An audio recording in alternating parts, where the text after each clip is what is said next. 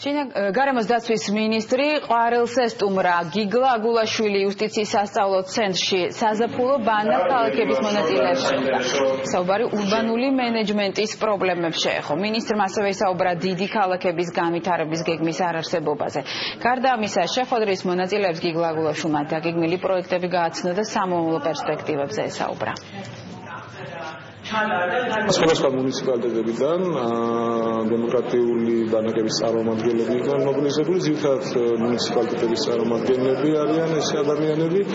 ამ შეხვედრაზე ჩვენ მათ გავაცანით გარემოს დაცვის სტრატეგიის თაობაზე, ჩვენი სამინისტრო საქმიანობის თაობაზე, მომავლის გეგმებზე და ვილაპარაკეთ თანამშრომლობის ფორმატზე, როგორ შეიძლება მათი ჩართულობის გააქტიურება გარემოს დაცვის პრინციპების დამყარებას.